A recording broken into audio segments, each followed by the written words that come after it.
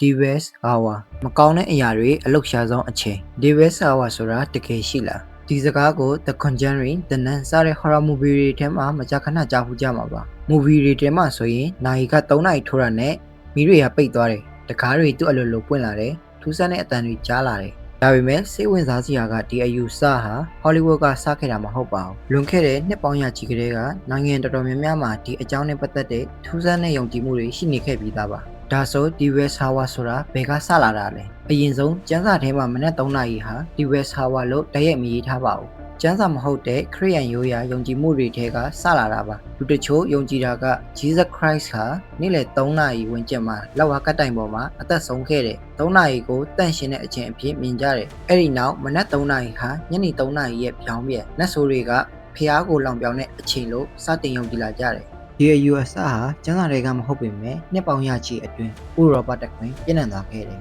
ဝစ်ချင်းအာဝါမြန်မာလိုဆိုစုံးတွေရဲ့အချိန်15ရာစုကနေ18ရာစုအထိ witch hunt စုံးတွေလိုက်ဖန်တဲ့ခေတ်ရှိခဲ့တယ်အဲ့ဒီခေတ်မှာလူတွေယုံကြည်တာကမနက်3နာရီဝန်းကျင်ဟာစုံမတွေချင်းစာတိုက်တာနတ်ဆိုးတွေကိုခေါ်တာ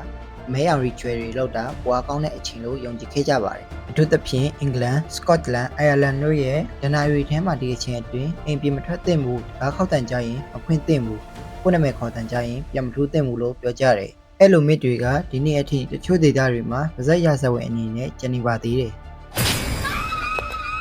ဂျပန်မှာဆိုကျင်းစာတိုက်တဲ့အချိန်ရှေးခေတ်ဂျပန်မှာမနက်တနာရီကနေ3နာရီအတွင်းဖျားเจ้าကိုတယောက်ထဲသွားပြီးကောက်ယူအယုတ်ကိုတစ်ပင်မှာတန်တဲ့ရိုက်ခဲ့ပြီးကျင်းစာတိုက်တဲ့တွေရှိခဲ့ပါတယ်သူတို့ကဒီအချိန်ဟာလူလောကနဲ့ဝိညာဉ်လောကအနည်းဆုံးအချိန်စူတောင်းရင်ပိုရောက်တယ်ကျင်းစာတိုက်ရင်ပိုအောင်မြင်တယ်လို့ယုံကြည်ခဲ့ကြတယ်ဒီ myth ကိုလည်းယနေ့အထိ anime, horror movie နဲ့ video game တွေမှာမကြာခဏတွေ့နေရတော့မှာပဲအခုခေတ်မှာတော့မနက်3နာရီဟာ American horror culture ထဲမှာအရင်နာမည်ကြီးလာခဲ့ပါတယ် internet ပေါ်မှာလည်း 3am challenge ဆိုတဲ့ trend တွေပေါ်လာခဲ့ပါတယ်သူတို့တွေကမနက်3နာရီမှာထူးဆန်းတဲ့အရာတွေကိုစမ်းကြည့်ကြတယ်အိမ်အဟောင်းတွေတွားကြတယ်တရေခေါ်တဲ့ ritual တွေစမ်းတယ်ဗီဒီယိုရိုက်ပြီးသင်ကြတယ်အများစုကဖြည်းဖြည်းအတွက်ဖန်တီးထားတာတွေဖြစ်ပေမဲ့ဘာကြောင့်လူတွေကစိတ်ဝင်စားကြတာလဲအကြောင်းရင်းကတော့လူသားတွေဟာကြောက်စရာကောင်းတဲ့အရာတွေကိုစိတ်ဝင်စားတတ်ကြလို့ပါကြောက်ပေမဲ့လုံခြုံနေတယ်လို့ခံစားရတဲ့အခါအဲ့ဒီခံစားချက်ကိုသဘောကျတတ်ကြပါတယ်ကျွန်တော်တို့မြန်မာနိုင်ငံမှာတော့ DVS hour လို့မရှိပေမဲ့ရှေ့လူကြီးတွေယုံကြည်မှုတွေထဲမှာတော့ဒီအချိန်ဟာလူတွေအိတ်နေတဲ့အချိန်လောကကြီးသိသိနေတဲ့အချိန်မြင်ရတဲ့အရာတွေနဲ့နှိကပ်လာနိုင်တဲ့အချိန်လို့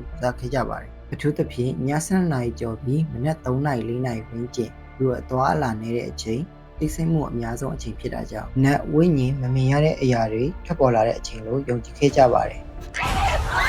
ညမယဉ်ကျေးမှုမှာနေယုံကြည်မှုဟာရှိကလေးကအရေးကြီးတဲ့အခမ်းအနားတစ်ခုရှိခဲ့ပါတယ်လူတချို့ယုံကြည်ကြတာဟာသိဆုံးသွားသူတွေရဲ့ဝိညာဉ်နေရာတစ်ခုနဲ့တစ်ခုဆက်နေတဲ့အစွမ်းရှိသူတွေမမြင်နိုင်တဲ့အရာတွေဟာညနေချိန်မှာပိုပြီးထင်ရှားလာနေတယ်လို့ဆိုတာပါ